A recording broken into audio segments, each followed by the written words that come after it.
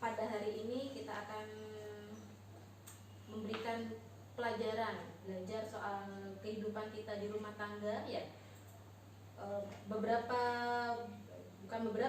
Bulan kemarin kita sudah belajar tentang beberapa cara-cara untuk mengasuh anak-anak ya.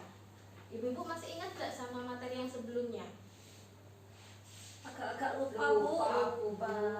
Soalnya sawah terus tiap hari. Oh iya, nanti kita coba review lagi, bukan review apa? Mengingat lagi materi-materi yang sudah saya sampaikan ke ibu-ibu ya. Yang pertama kita harus apa Bu? Pada sesi 1 kita belajar tentang pengasuhan anak dan mendidik anak. Nah, terus sesinya menjadi orang tua yang baik. Gimana caranya menjadi orang tua yang baik ibu-ibu? Berpikir positif, terus apa lagi? Sejalan perkataan dan perbuatan. Tidak melakukan kekerasan. Bekerjasama dengan suami. Ya. Sudah ingat ya Bu ya? Jadi sudah dipraktekkan di rumah ibu-ibu. Ada yang belum Bu. Kadang-kadang ada ikut dipraktekkan. Gimana hasilnya? Alhamdulillah Gimana? Anaknya jadi penurut, sudah mudah kalau dibilangi. Alhamdulillah. Berarti materi yang saya sampaikan masuk ke ibu-ibu ya. Alhamdulillah. Jadi seterusnya tetap dilaksanakan ya Bu ya, materi yang sesi pertama itu ya. Terus kalau yang sesi yang kedua kemarin 2 bulan lalu lupa memahami perilaku anak. Dibuka-buka lagi ya buku pintarnya ya Bu ya. Di memahami perilaku anak. Jadi gimana kita harus memahami sikapnya anak setiap harinya? Kita kan setiap hari kumpul sama anak, otomatis kita bisa menilai, oh anak saya baik, oh anak saya buruk ya. Jadi dari situ ibu bisa menilai gimana caranya untuk menjadi anaknya sampean itu menjadi anak yang lebih baik. Misalkan sekarang anaknya suka mukul, berarti kita harus gimana sebagai orang tua ya. Jadi sering-sering kita jika anak melakukan hal yang baik, berarti sebagai orang tua kita harus sering memuji. Anak kecil itu senang dipuji Bu. Kalau senang dipuji biasanya dia akan melakukan hal baik. Dia akan melakukan kebaikan terusnya. Dan apalagi Bu? Kalau memberikan penghargaan. Nah, memberikan penghargaan ketika misalkan bantu ibu, anaknya bantu ibu cuci piring. Biasanya ibu kasih hadiah apa Bu? Berikan es Bu. Berikan es. Ya dipuji Bu. Sudah pintar. Nah, yaitu salah satu cara untuk memahami perilaku anak. Jangan sampai ibu-ibu itu melakukan kekerasan ketika anaknya disuruh mencuci piring tidak mau, terus dijewer, itu tidak baik. Biasa aku begitu Bu. Habis marahin juga kadang-kadang. Tidak boleh ya Bu ya. Jadi dikurangi jewer-menjewernya. Setelah itu dengan ucapan ya Bu ya, sampai juga tidak boleh berkata kasar. Iya, tidak boleh kasar ngomongnya ya Bu ya. Kalau marah, biasanya kalau ibu-ibu marah bukan sebentar, berlarut-larut. Harusnya cukup 1 kali, bisa diulang-ulang. Jadi itu mohon dikurangi. Terus apalagi?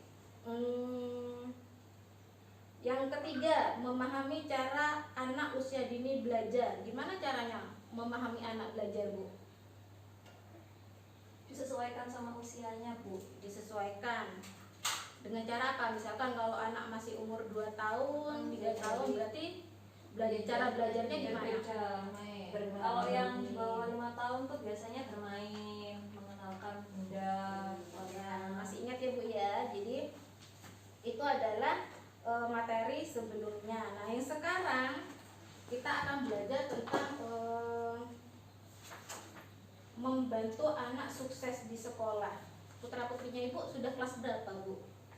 Aku SD Bu, kelas 1 SD. Masih baru masuk SD ya. Jadi di situ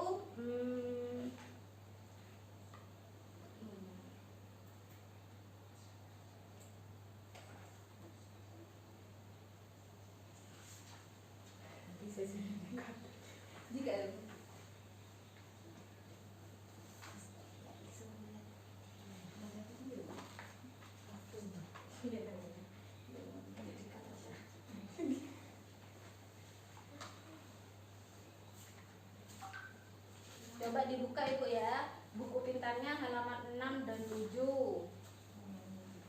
Ya, halaman 6 dan 7 pada sesi 4 ya. Sudah Bu, sudah dibaca? Sudah dilakukan apa enggak di rumah itu Bu?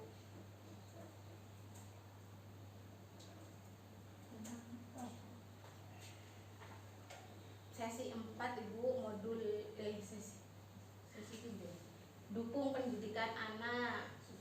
Ya, jadi sudah dilakukan ya Bu ya, karena setiap hari sebagai orang tua ibu-ibu biasanya menginginkan anak sukses. Otomatis ibu-ibu juga mengajari hal-hal yang baik seperti itu ya.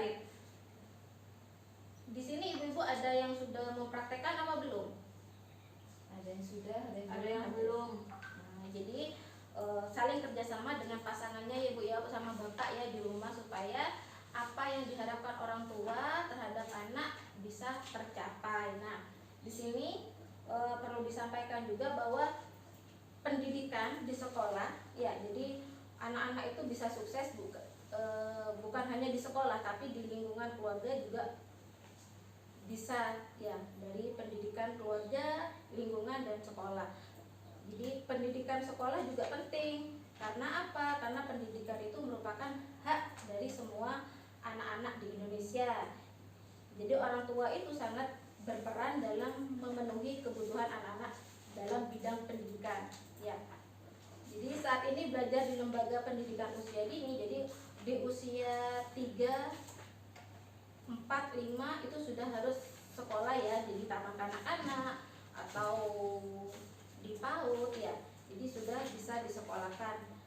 Namun demikian, pendidikan anak usia dini akan membantu anak siap sekolah di jenjang berikutnya di SD, jadi lebih matang seperti itu ya Bu ya.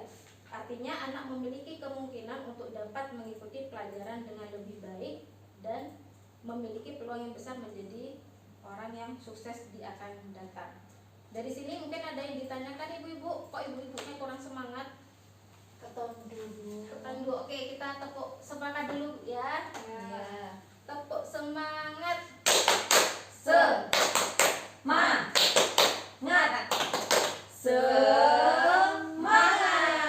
Jadi dari langkah pertama di sesi dukung pendidikan anak ini ibu-ibu sudah jelas ya Bu ya. Nanti kalau memang ada yang perlu ditanyakan, kita bahas lagi yang akan datang sambil dipraktekkan di rumah. Saya mau tanya Bu, Ya, ini kan saya kan janda. Ya, saya kan tidak punya suami. Ya. Nah, katanya ibunya tadi suruh bekerja sama dengan pasangannya. Ya. Nah, terus saya sama siapa pasangannya kalau mau Cari- sekolah anak Bu? cari Sedangkan saya kan pasangan. kerja. Cari pasangan dulu. cari pasangan dulu Bu ya. Semoga disegerakan mendapatkan jodoh ya Bu ya.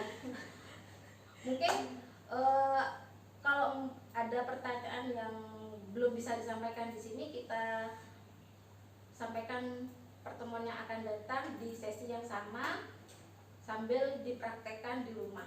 Mungkin itu saja dari saya. Terima kasih. Wassalamualaikum warahmatullahi wabarakatuh. Waalaikumsalam warahmatullahi wabarakatuh.